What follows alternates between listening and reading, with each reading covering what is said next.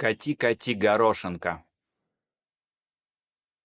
Давно-давно жили старик со старухой. Вот как-то утром стали они дом подметать.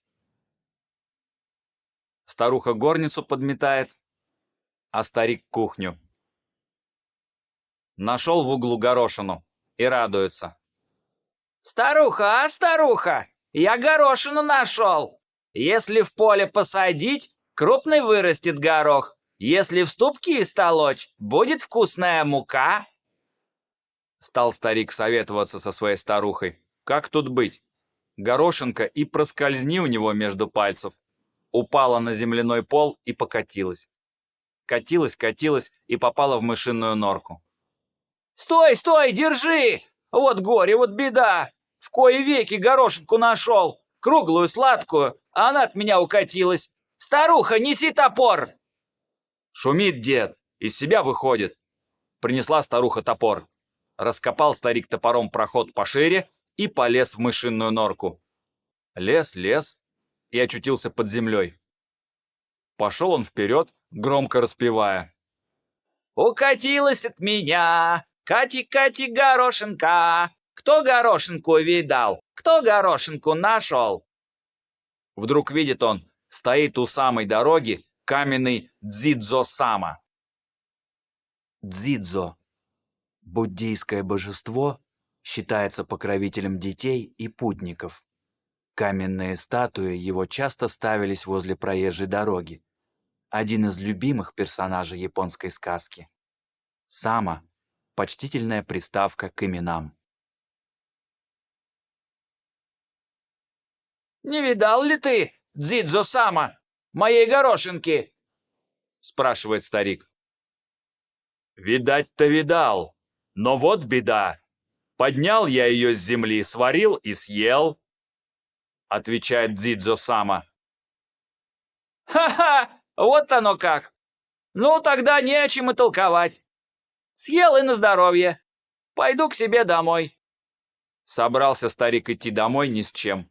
Дзидзо-сама пожалел его. «Дедушка, дедушка, подожди немного. Не отпущу тебя с пустыми руками». «Что ж ты для меня можешь сделать, Дзидзо-сама?» «Я дам тебе добрый совет. Ступай дальше по этой дороге. Увидишь красные сёдзи. Это мышиный домик. Мыши сейчас к свадьбе готовятся, рис в ступке толкут. Ты им подсоби. Потом иди дальше. Увидишь черные сёдзи. Это логово чертей. Будут черти в кости играть. Крикни петухом 3 раза. Черти убегут, а тебе все их деньги достанутся. «Вот спасибо тебе за науку», — сказал старик и пошел дальше. Все вниз и вниз. Вдруг увидел он красные сёдзи. «Эй, хозяева, есть ли кто дома?» — крикнул старик. Выглянула тут мышка-невеста в свадебном наряде, спрашивает. «Ты зачем к нам, дедушка, пожаловал?» «Слышал я, что у вас свадьба. Вот и пришел вам подсобить, рис в ступке толочь». «А, вот это хорошо! Нам как раз помощник нужен! Подсоби нам, дедушка, скорее!» И пригласила старика в дом. А в доме все так красиво убрано. В первой комнате стоят красные лакированные чашки на красных лакированных столиках и бронзовые жаровни. Во второй комнате шелковые халаты развешаны. Столько их, что и не счесть. А в третьей комнате много-много мышей. Толкут они в ступке чистое золото. Звяк-звяк-звяк, припевая. «Пестиком толку-толку, так и пляшет он в руках, а услышу мяу-мяу, всех проворней убегу, просто я толку-толку, а устану не беда, лишь бы мне жених достался из богатых закромов». Взял старик пестик и начал толочь. Да так проворно и ловко. Обрадовались мыши и подарили ему 2 халата из красного шелка. Взял старик подарки, поблагодарил мышей и пошел дальше по крутому склону, в самую глубь подземного царства. Вдруг увидел он черные сёдзи, а из-за них стук и бренчание доносится. Это черти в кости играют. Забрался старик на стропила в конюшне, чтобы его не приметили. Когда настала глубокая ночь, взял он веялку и давай ею хлопать. Поднял страшный шум, а потом как закричит петухом: «Ка-ка-ка!» Черти загалдели. «Ого! Да уж никак первые петухи пропели!» Подождал дед немного, а потом опять давай хлопать веялкой и кричать: «Ку-ку-ку!» «Вот уж и вторые петухи!» Встревожились черти. А дед еще больше зашумел, еще громче закричал: «Какао! Какао!» Переполошились черти вконец. «Вот и третьи петухи! Зазевались мы за игрой!» Побросали они деньги и в рассыпную.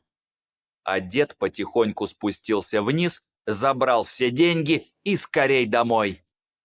То-то радости было. Сбросили старик со старухой свою худую одежду с плеч и нарядились в новые халаты. А потом стали золото и серебро меркой мерить, так что звон кругом пошел. Услышала старуха-соседка, и взяло ее любопытство. Заглянула она в дверь. «Дома ли хозяева? Позвольте огонька занять!» Поглядела и ахнула. «Ой, глазам не верю! Откуда вдруг такое богатство?»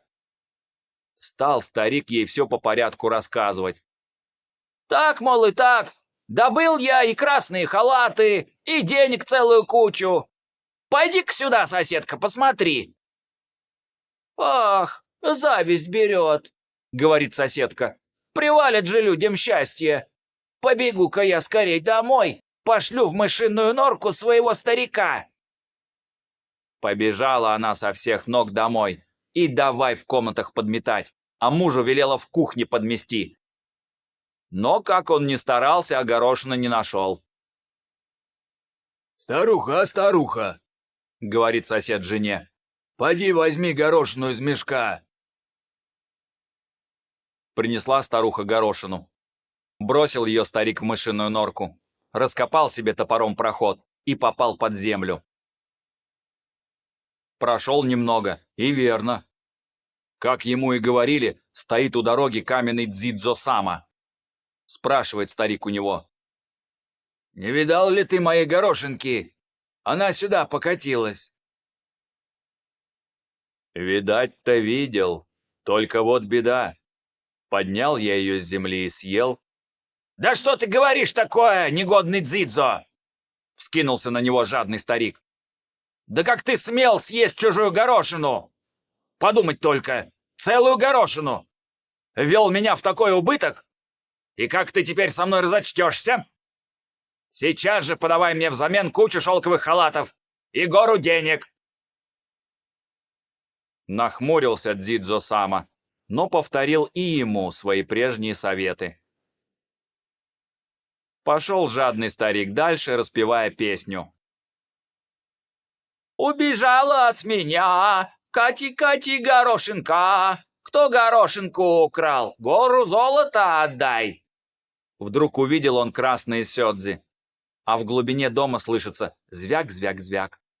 Это мыши толкут в ступке золота, припевая: Пестиком толку-толку, так и пляшет он в руках, а услышу мяу-мяу, всех проворней убегу.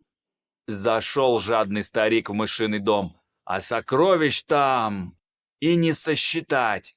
Повсюду красные халаты развешаны, красные лакированные чашки на красных столиках стоят, деньги грудой навалены. Разгорелись у старика глаза. «Как бы так сделать?» — думает, «чтобы все это богатство мне одному досталось. А ведь дело-то простое, стоит только кошкой замяукать».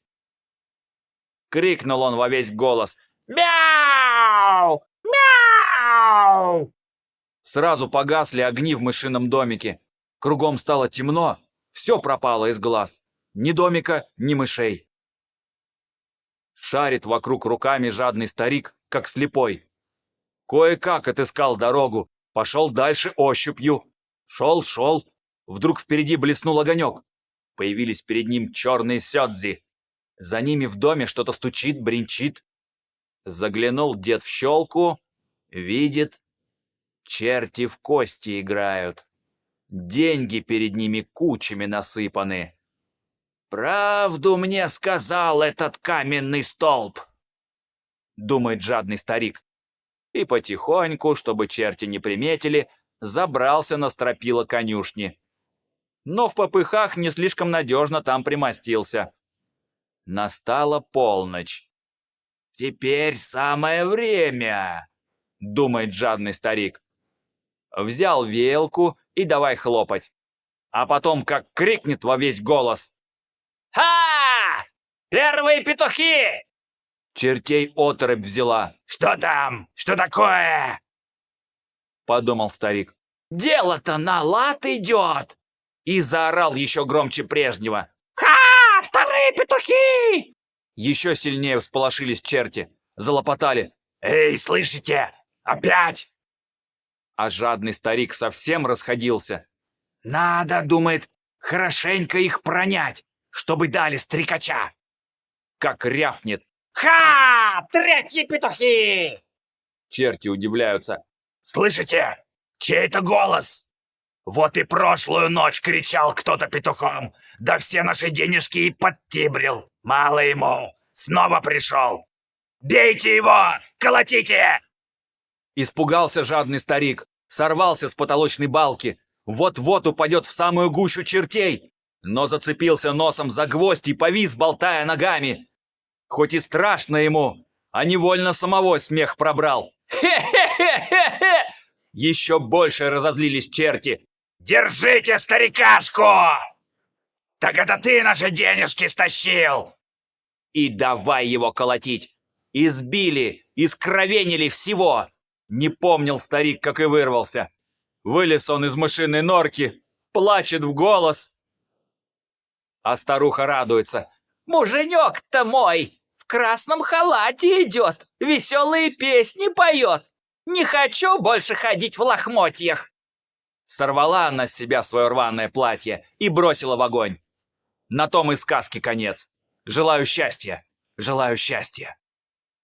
Пестиком толку-толку, так и пляшет он в руках, а услышу мяу-мяу, всех проворней убегу. Сорвала она с себя свое рваное платье и бросила в огонь. На том и сказки конец. Желаю счастья, желаю счастья. Аригато.